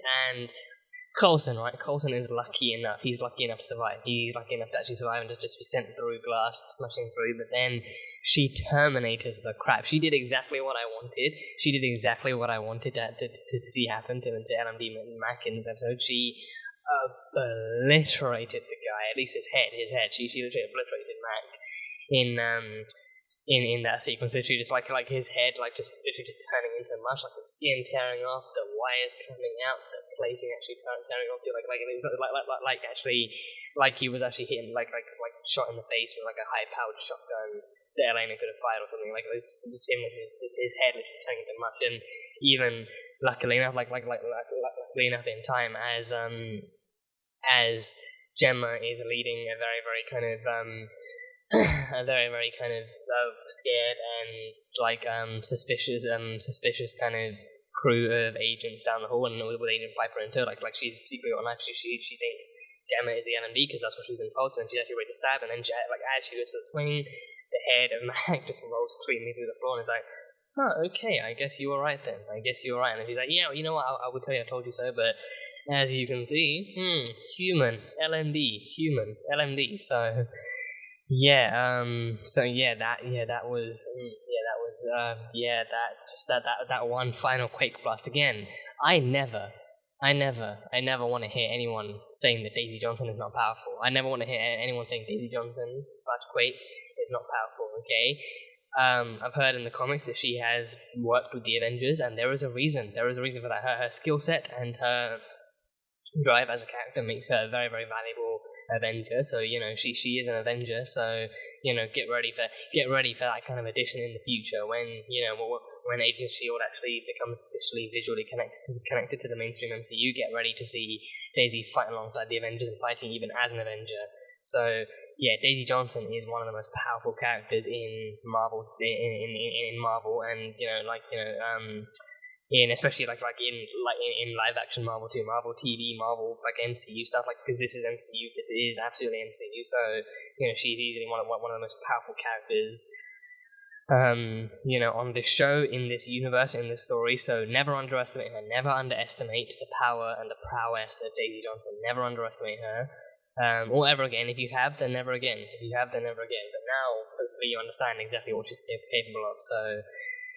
So then Coulson enlists May's aid in actually stopping Simmons and Daisy from actually escaping the shield base, and actually, to the point where she preps her with a remote detonator and explosives at the entrance to stop them from actually getting out again. And that's when you think, oh no, they might be in it now. They might be in the deep end now. They actually might be captured by the LMDs now, and actually they might then with their plan, with their ultimate plan being what it is, it might still work out just in a much more kind of hostile and kind of disastrous way, where like the LMDs actually capture them and take them back to Ada and Radcliffe and actually put them in the framework and everything, and then the LMDs still get sent out. But no, they take the turn. So LMD May had quite the turn of personality. Not even a turn. I think honestly, not even a turn of personality. But actually, like her true colors came through, and she showed LMD Golson that she really wasn't the same as him. She really wasn't. I think the first hint might have been the fact that like the opening scene itself, like Coulson emphasizing and reminding May that you had to slowly discover that you were an LMD, and then it brought your whole reality crashing down on you. You didn't know what to think. You didn't fully understand it. Like it took you some time to understand it. You didn't know what to think. You didn't know what was going to happen. But then with Coulson, he's sent in with the knowledge. He's sent in with the inbuilt kind of. He's born with the knowledge that he's an LMD and he has a prime directive and he has all these orders and everything. So he knows and he's at peace with it. He knows and he's at peace with it. He knows and he's also like, again, he's at peace with it. So he's not expecting any kind of intensive emotions. He's not expecting any kind of like, he knows like for him it's also essentially undercover work too, because being an LMD for him is a priority. He has to maintain the cover, but then he knows that he has to be an LMD and also get the others prepped to be LMD too. So for him, it's like being an LMD is a norm, it's a priority, it's what he knows. But then with May, we've seen for the past few episodes too, like for May, we've seen from the first, from the point when she was put in, because then she wasn't even put in like a sneaky way. Like the only surprise was the fact that the real May was in Radcliffe's office still knocked out. Like the real May never had. Even upon the reveal, the LMD May never had any kind of cheeky little side glances to the camera, or any kind of like thriller style glances back to the camera with like red eyes and Terminator kind of motives or anything. Like from the beginning, she fully believed she was the real man. She had no reason to suspect otherwise. And then even upon discovering, she didn't really think, oh, I'm an LMD, so I guess this must be. Like, she never even thought to herself, like, oh, I'm an LMD, so I guess this means I have to be evil now. But no, she was just confused out of her wits and didn't know what to think. And then she went to Radcliffe and discovered the truth. And then the even bigger truth came out that her programming is to find the dark code. She was sent in to pretend to be May, but also to get the dark code. But then pretending to be May being the first step, she got kind of stuck on that. Not necessarily stuck, but then she clung to that. She clung to that, and until she found out the truth. And then it wasn't until after finding out the even kind of harder truth that she found out. Oh, she has to get the Darkhold for her and everything, so for him and everything. So that was the whole thing. So, but then even after that, I think the even bigger thing being the fact that she was disposed of. Like even after she actually managed to grab the Darkhold for Radcliffe disposed of her and said, "Oh, you weren't built to last. So like you achieved your purpose now. So now I have no use for you. So you can go back to doing whatever the fuck you want to do." So then after that, she feels tossed aside, and then even after that, even with that Prime Directive out of her mind. The Prime Directive leaves her mind, but then being Melinda May never does. Like, she has her memories, her thoughts, her drives, and all that kind of natural kind of stuff, and then that drives her to actually believe even more that she is Melinda May, and to want to be, to want to be acknowledged and recognized as Melinda May, and everything. So there's that whole kind of symmetry to it, and like the continuance and the continuation, the fluidity of that kind of character to LMD May's thing as well. So that's cool. And then it all culminates here. It all culminates in this one episode where we see where we see that LMD May actually lets them go. She lets them go. I figured as soon as the door behind her closed and then LMD calls and coming out, I was like, wait, and they're gone. So it's like, oh wow. So she would have just said, you know what, go on. I'm gonna give you a head start, and I'm gonna take out these. I'm gonna take these sons of bitches out, and I'm gonna take myself out of the way too. If I can die killing them, knowing that I could actually that actually did that. Like, she did what May would do. She she actually killed them, but then May also being like a loyal agent of S.H.I.E.L.D., she would be prepared to actually give her life too. So yeah, and I think that dialogue between her and Coulson, I'm gonna have to go back and listen to that again. But then I think the rock twist of that being too like her revealing her own truth to Coulson, and being her programming, sure, her program, she finally is able to acknowledge that they are different, in the sense that, with Coulson, his programming is his priority. His programming is to be an LMD, is to actually recruit and convert and do all that stuff for Radcliffe, so that's his programming, and he's okay with it. But then for her, the programming is there. Well, the programming was there. The programming was to actually achieve the Darkhold, but then besides from all of that, her own desire, her own drive, her own impulses, her own dreams, her memories came from the memories being uploaded from May, but then her own desire, her drive to still keep living, to create, to actually keep creating new days with Coulson, her drive to protect Coulson and to be with Coulson and to be close to Coulson, that came from her herself. That came from her own, her own kind of hard threaded belief that she was Melinda May, and her own kind of, her own kind of instilled kind of, further, belief and faith in Coulson and her own belief in being Melinda May, and so that pushed her forward even more. So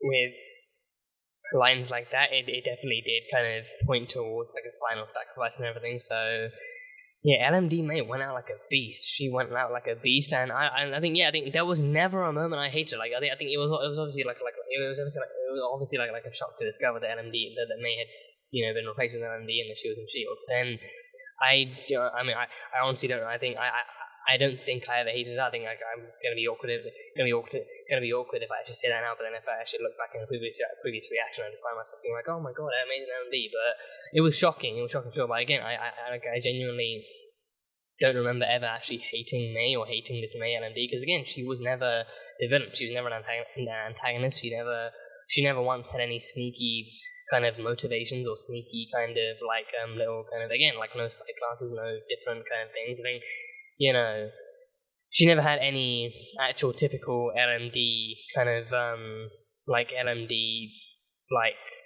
betrayals or twists up her sleeve. Her only LMD motivation was to get the actual Darkhold to Radcliffe, and then the rest of it was to just be Melinda May. But then the being Melinda May part, she actually she let that in a little bit too close to her own kind of LMD heart and her brain and everything, so then she actually took it on a bit too seriously, and then she actually started to become Melinda May and actually started to be who Melinda May was and tried to do what Melinda May would do. So yeah, LMD May's journey is actually a really, really a pretty complex one and a pretty kind of emotional one too. So that stuff was great. So then, yeah, she actually sets up.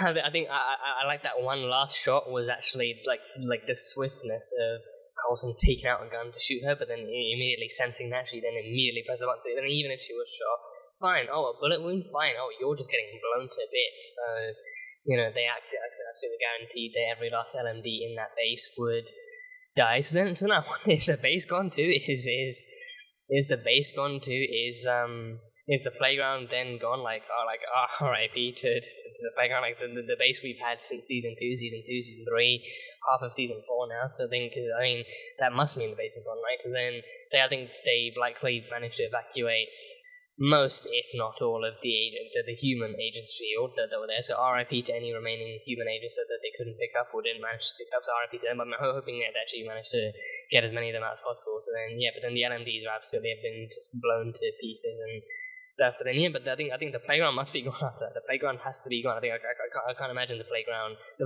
playground has survived a lot, but I can't imagine the playground would survive an explosion emanating from the entrance itself. So the playground is gone. So I don't think that's the last one. I think it's just one of the ones that Fury pointed Coulson in the direction of at the end of season 1. But I think I don't believe for a second that could be the last underground shield base on Earth. But either way, the playground is gone. So rip to the playground. We've had a lot of adventures in there. We've had a lot of adventures from the playground since season 2. So it served us very well. It served Shield very well, and it served Coulson's team very well, so it will be missed. But now they have the Zephyr. Now they they boarded the Zephyr and made it out just in time. So it's been a hell of a ride. So R.I.P. to LMD-May. R.I.P. to LMD-May. And then the ultimate endgame, the ultimate plan.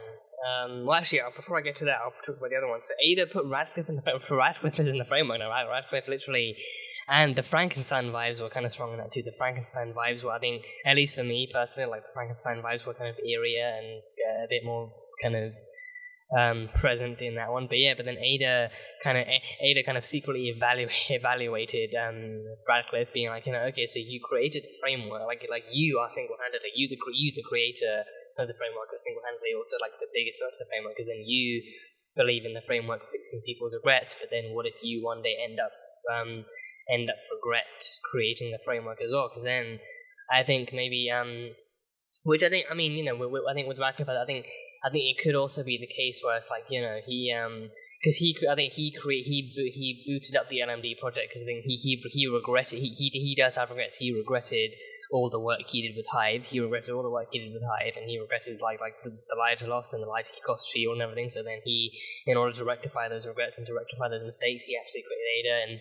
rebooted Shield's LMD program to help create LMDs to help Shield agents in the field of battle and to be the Shield and all that kind of stuff. So then he had a regret there, and then so Ada was literally born from regret. I think Ada, and maybe even arguably the framework, because the framework was meant to be a training tool too. So then the agents would be more prepared for various field agents and everything, so field missions and everything. So Ada and the framework were both born from regret too. So then I think under that, like Ada's evaluation would then be like, okay, what if people get hurt from the framework and from Ada too? I mean, Ada has hurt people. Ada has definitely hurt people. But then what if the framework also ends up hurting people on the inside and on the outside? So then what if Radcliffe one day decides to shut down the framework, or decides to actually ends up regretting the framework? So then the framework, and then by that time it will have gone too far to stop being a thing, and it'll be too good of a thing by then, at least in Ada's eyes. So then she determines that the creator himself must be, I think it's an eerie way of making him appreciate his own handiwork too. So I think she expertly cut open his wrist to actually plug him into the thing. But then I think it's her own kind of way of actually making him appreciate the framework. Feel like, oh, you believe so strongly in the framework and what it can do and what it is meant to do for people. So then you should be able to, as a creator, you should have the luxury and the privilege of exploring it for yourself. So here, have the framework and stuff. So then she expertly slits his wrist open and actually pushes him into the framework and plugs his head in and stuff. So then so Radcliffe, the creator, is now in the framework. Dr. Frankenstein is now in the framework. So can't wait to see what kind of stuff he gets up to, and then maybe he can run to Agnes again. Maybe he can actually reunite with Agnes, and then he can actually kind of live on with Agnes in the framework as well. So that will be interesting. That will be interesting to see. So, but then we also have Daisy and Simmons' plan. So Daisy and Simmons like acknowledging and understanding that everyone who was captured by Ada and replaced with LMD has then subsequently also been plugged into the framework, and they're all plugged into the framework now, so now they have to rescue them. So then their plan was to actually hack in by plugging into, I think, when they initially said go in, I thought, okay, I instinctively thought, okay, so they have to actually go into the framework, but then she said actually hack in, so I thought, okay, maybe they just use a computer and actually try and, manipulate some of the source code, manipulate the code on Ada's end of the framework and actually try and wake them up through there, but maybe showing them some glitches too and actually wake them up from there and do that whole kind of thing. But then their goal is to actually go in as themselves, but then to actually hack it, so that they go in self-aware, so that everyone else in the framework is actually living a life that they think is real. But then I think it's also because of the fact that they plug in from S.H.I.E.L.D.'s end, which is much less advanced, and it's simpler. S.H.I.E.L.D.'s version, I think I was worried too when they actually plug into S.H.I.E.L.D.'s version, when they plug into S.H.I.E.L.D.'s version, is that version strong enough to connect to Ada's version? Because I think Ada's version is meant to be more protected too, which is why they had a hard time tracking onto an accurate source signal. So I was wondering, but then clearly it was strong enough to connect, but weak enough for them to retain their own sense of self and their own memories. So then they went in as themselves, knowing that they were in the framework, knowing they were in this alternate reality and everything. So so that happened.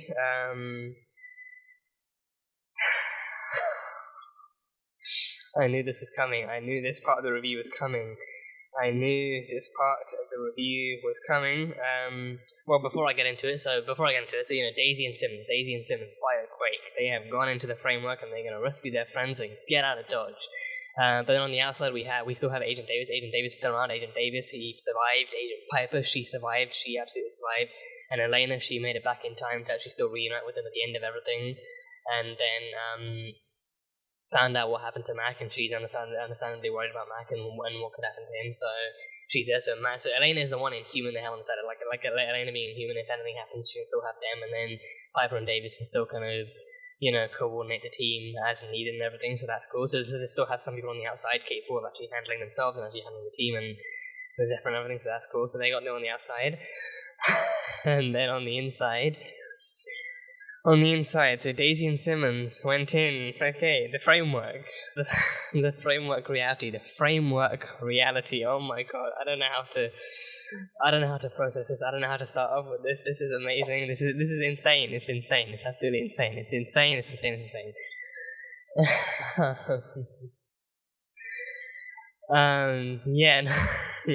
So the framework. So Daisy, she apparently materialized in a bathtub. She materialized into a bathtub and into some bath soap. So she materialized in a bathtub, which reminds me. I think thinking about it now, it actually reminds me of WandaVision. We had the WandaVision commercial, the Hydra soap, the bath soap, the actual bar soap thing. That was actually like Hydra and everything. So I think I don't know if that was. I don't doubt it, but I don't know if it was actually inspired by that, or if that was actually subtly hinting at a connection to Daisy waking up in the bath and having soak. And I think she lives in a world with Hydra now, so I don't know if that was actually a reference to that. But I think thinking about it now, it actually reminds me of, like WandaVision had that kind of had a commercial shot in the same way, where a woman was actually bathing herself, and she was actually using a Hydra bar of soap as well. So that's that. But then, oh my god, I did not think this would happen. I did not think this would actually happen. I think she gets a text saying, wake up your boyfriend. It's time to meet up. It's time to meet or something. So she'll wake up her boyfriend. I think for a split second, I completely forgot that she actually did have Lincoln. Lincoln used to be her boyfriend. I don't know why, because then she even mentioned it in this episode when Simmons was trying to convince her not to sacrifice herself and not to blame herself or not to push herself too hard in atoning for Lincoln's sacrifice. I think despite that, I completely forgot in that split second that Lincoln used to be her boyfriend. I was so confused. Wait, in the framework she has a boyfriend? Really? And then she mentioned Lincoln. I was like, oh yeah, Lincoln, Linky Link, the Linky boy. She can go meet him again, and it's and then she actually gets out of the bath and puts on a robe, and she actually walks into the bedroom.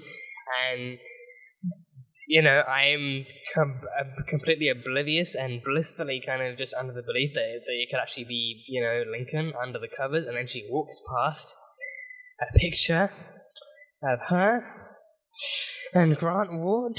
She's with Grant Ward in this. They're bringing Grant Ward back. They are bringing Brett Dalton as Grant Ward back. Just when we thought we got rid of him. I mean, I honestly don't. I don't know how to feel. I really don't know how to feel. They are bringing Grant Ward back into the fray. They are bringing Grant Ward back into this. Brett Dalton is returning. So, yeah, I mean, we thought we lost him forever at the end of season 3. We thought we lost him forever. But no, Brett Dalton, Grant Ward is returning. Brett Dalton, Brett Dalton. Grant Ward returning, I'm not too happy about. I'm not happy, but Brett Dalton again. Brett Dalton, tremendous actor. He is fantastic in that role, and I am intrigued to see how they make him this time, how they actually play him this time. Because again, this is a world with Hydra. So yeah, and I think Daisy and Ward being together too. Again, I'm curious to know how they do this, because I think if they do it the same as season 1, then it's just going to seem somewhat repetitive and somewhat kind of, maybe, because because then I wonder, maybe, is this, this being a world with Hydra, maybe, if we do get a Hydra Ward again, then does it also mean we get Hydra Daisy? Is Daisy with Hydra? Is that how it's going to be? They're both, an evil couple in this universe or something, so I don't know if that's how they're actually going to go. If they make it, because it would be cool to see Evil Ward again. Because Evil Ward in season 1, 2, and 3 was so good. Again, Brett Dalton played him really, really well. He's a really fantastic villain. Even though I hate his guts and everything. But again, that's how you know he's a good villain. So then that worked. But then I do then wonder if they're bringing him back with the sole twist of being he's on the winning side this time. He's on the winning side because now Hydra reigns supreme in this universe and in this framework world. So then he's evil again, but then this time he gets to keep Daisy, and Daisy herself is also allied with Hydra instead of S.H.I.E.L.D. So then, maybe is S.H.I.E.L.D. even a thing now? Is S.H.I.E.L.D. at all still a thing? Because then, because May is with Hydra. May is inside the Triskelion, the classic S.H.I.E.L.D. base, the classic S.H.I.E.L.D. kind of hub-looking tower thing. Not even the hub, but she's literally at the Triskelion, the main Hydra the main S.H.I.E.L.D. headquarters. Now Hydra headquarters in Washington D.C. So I think that zoom out too. It's so zoom out from the Triskelion, showing the Hydra logo, the Hydra symbol. Just on the list of things I was completely unprepared for. This that final sequence of shots and scenes definitely marks high on the list. It definitely ranks high on the list. So yeah. But May was at the Triskelion, so May is now an agent of Hydra. She's an official agent of Hydra. And yes, and I think in this universe, then Hydra has taken over. Hydra didn't just win; they actually took over. And so I do have to wonder, is S.H.I.E.L.D. in the shadows? And is S.H.I.E.L.D. still going to? Because even in season 2, Hydra still reigned somewhat supreme. Because one thing that always kind of got to me, right, was how could Hydra being what they were, Hydra essentially being a terrorist organization and maybe in the present day a neo-Nazi organization. How could they just have a whole building to themselves in the city? The government. Well, thinking about that, with Gideon Malik being around, he would fund them, he would facilitate them, he would actually make sure that kind of side would go up, and then even Daniel Whitehall being there, then he would also have the necessary kind of funding and financial stability to fund it all. So then they could easily just buy our building, and they could also have connections in power, Hydra people still, in power in the shadows and everything. So, thinking about it that way would be possible. So then in this universe their power extends to, then maybe it's a universe where the uprising actually, because I can't tell if it could be a universe where the Hydra uprising in the present day in Winter Soldier actually worked and they won, or if it's maybe a version where they won in World War II. Maybe if they won way back then, because I feel then, both ways, the Hydra logo making it onto the S.H.I.E.L.D. Or onto the Triskelion would make sense. But I feel if it did actually won back in World War II, then it would actually hit even deeper. Because then that would mean they've definitely had their time to actually rise up and actually take power and take control and everything. those motherfuckers really said Hail Hydra. They really said Hail freaking Hydra. So yeah, so the Triskelion has been taken over, so Hydra reigns supreme, and Daisy is with Ward, so literally everything that could possibly go wrong has gone wrong. Everything that could possibly go wrong could go wrong has gone wrong, and that's not even the worst of it. Daisy being with presumably evil Ward, and Daisy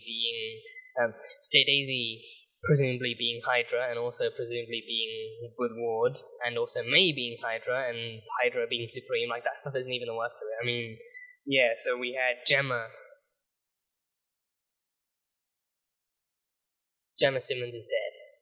Just, I think, even in that moment, just as I question where Simmons is, because I think that was actually after Fitz, like a car, the scene then showed like a car pulling up and Davis walking around the side, and then he opened the door, and then Fitz walked up. Fitz looked kind of dapper too. Fitz was really dapper, and his hair all combed up, and he was wearing like a 3-piece and like a long coat, and then he actually held his hand out to a woman in the car, and she actually held her hand out, and I thought, okay, maybe that's actually Simmons, and maybe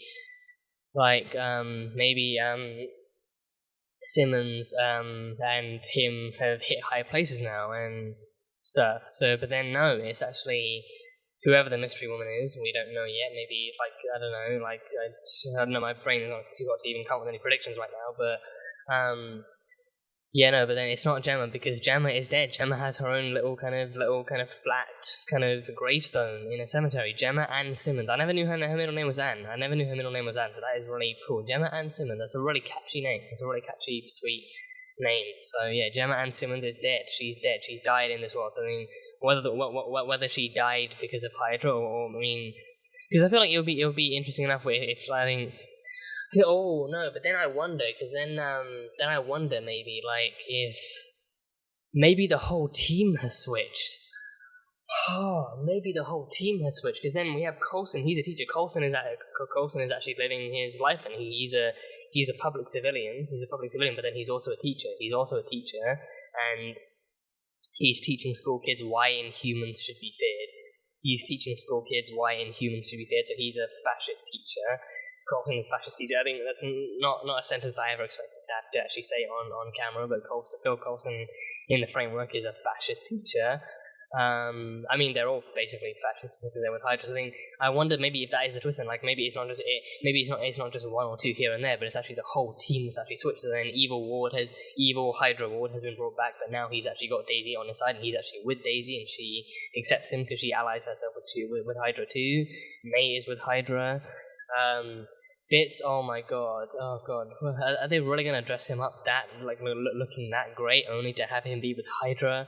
Really, you're gonna make him look that handsome in a 3-piece and a long coat, only to have him turn into a freaking Nazi? Really? That's how you're gonna play this? That's really how you're gonna play this? And now Evil Ward probably is Ward back then used Hydra with Garrett as a means to an end, but now in the framework he's probably a Nazi through and through. Now Ward is probably a Nazi through and through. So now Daisy calling him a Nazi back in season 1 now actually kind of makes sense. So then and then Coulson, I think, and especially in that sense, I think this all actually I think Coulson actually Coulson teaching kids too. I think it makes sense with Hydra being in power. It makes sense that they would change the world on like a drastic and radical level. Like, they'd make everything about them, and they would actually, like Nazis would, because they are Nazis, they would actually inject their ideology into every kind of corner and every kind of aspect of society, so especially education.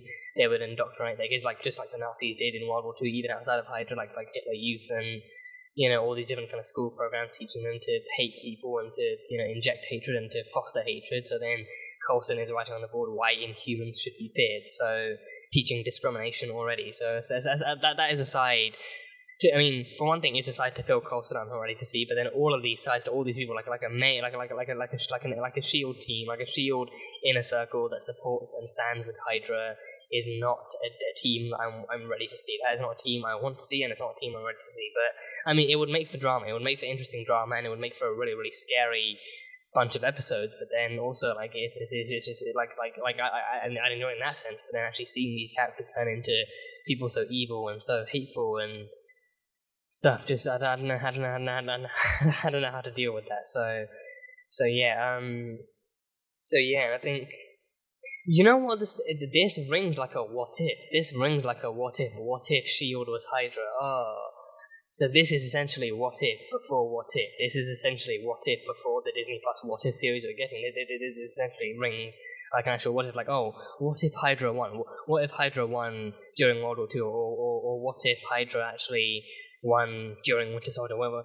Because the thing, I don't know, I feel like it would make more sense for Hydra to win during World War II, because then Phil being a part of them, like Coulson actually, Coulson doing what they want him to do as a teacher would make more sense then, because then he would never bow down to them in the Winter Soldier. He would literally rather die than actually join Hydra. So then I think especially because he grew up during that time too. He grew up, he canonically grew up during a time when Cap and Carter were the heroes, when Captain America and Agent Carter were the heroes, and they fought the Nazis and they won and they reigned victorious. And then he grew up admiring them, and he became an agent of S.H.I.E.L.D.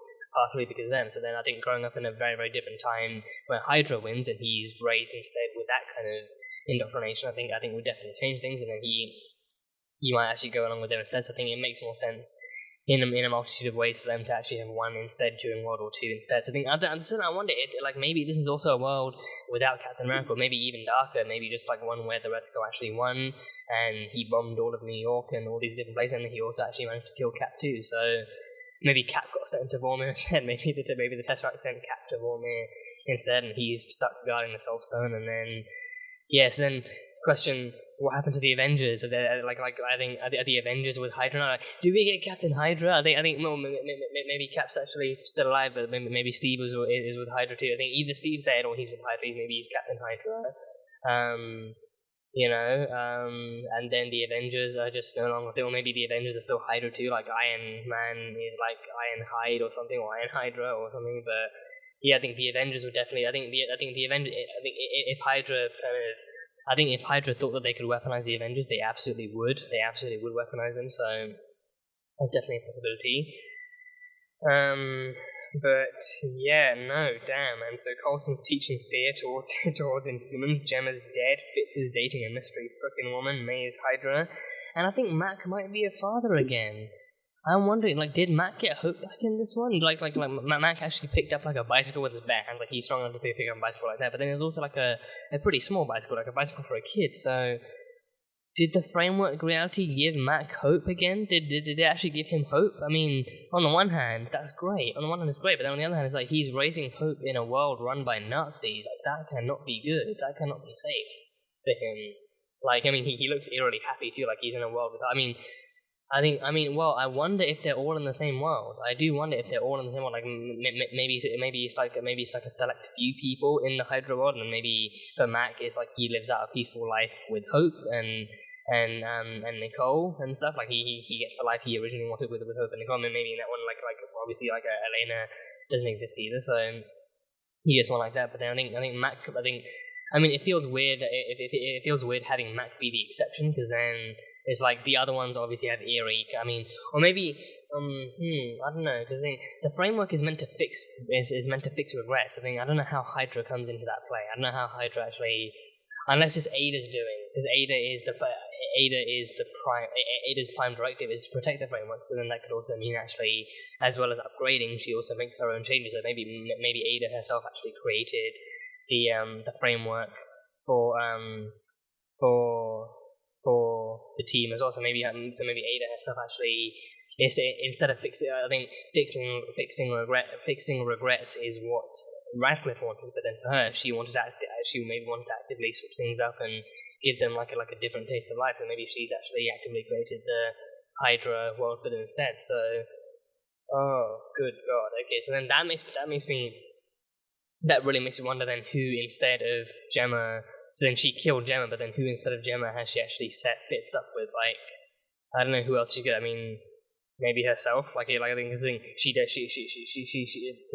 She does love Fitz too. Like she herself. She does kind of harbor some sense of affection towards Fitz. So maybe in this universe, it's a world where Fitz is with maybe like a human version of Ada, or maybe or maybe an LMD version of Ada that he accepts still and he still loves and stuff. So I don't know, but either way, that was mind blowing. That ending was absolutely mind blowing. So I cannot wait for the next episode. I am terrified for the next episode. Like, this is similar to this one. I am also terrified for the next episode of the show too, so things cannot end too well for our beloved characters, but I am all the more curious to see how they pull off this version, how they pull off What If.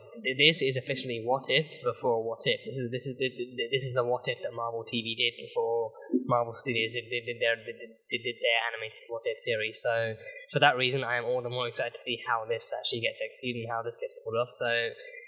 So yeah, the framework now has Hydra. They have Hydra now, so that's fucking great. But yeah, that is it. That is all I have. Those are all the thoughts I can muster up in this review. This is, again, this is a hell of a long review. So, apologies to anyone who didn't have the patience to sit through all this, but these are my thoughts, and they are long. I ramble, I tangent, I get through thoughts, and I spawn even more thoughts. Like my mind is like that branch in the finale of Loki. It's like it starts off as one stream and then just splits off into all these different branches I try and talk about all at the same time, and then it ends up being a mess, and I ramble and I talk and everything. So hopefully you guys will enjoy it. Hopefully you guys I always do hope you guys still enjoy my rambles and my long and drawn out kind of analysis of these episodes, because that is the reason I actually do these. So hopefully they are enjoyable to most of you. So or to as many of you as possible, to as many of you as possible. So yeah, but that is all I have from this one. Easily my favorite. I think easily one of my favorites of this. One of my favorites of the show, and easily I think maybe my favorite of the season so far. Maybe my favorite episode of the season so far, but easily one of my favorites from the show as a whole, from the series as a whole. Like this is proof. You need to be watching Agents of S.H.I.E.L.D. You need to be watching Agents of S.H.I.E.L.D. If you enjoy Marvel, if you enjoy Marvel, and or if you enjoy just kind of comic book content in general, like superhero media in general, then Agents of S.H.I.E.L.D. is the show for you. So yeah, hopefully you guys enjoyed this reaction too. And as always, comment any thoughts you have, like how you felt watching this episode live, and what your thoughts were, how tensions were running for you, and your experiences, and what you thought of the ending and everything. Like any and all thoughts you have, comments are open. Please do let me know what you thought. But yeah, that is all I have. So that was Marvel's Agents of S.H.I.E.L.D. Season 4, Episode 15. So as always, thank you guys so much for being here and for watching this video. If you guys enjoyed it, then salt and burn that like button. Comment on what you thought of the episode and what you think is coming up next time on Marvel's Agents of S.H.I.E.L.D. Once again, the full-length reaction for this episode will be available on Patreon, so you can go check that one out over there. And yeah, that is it. So, I will see you guys next time.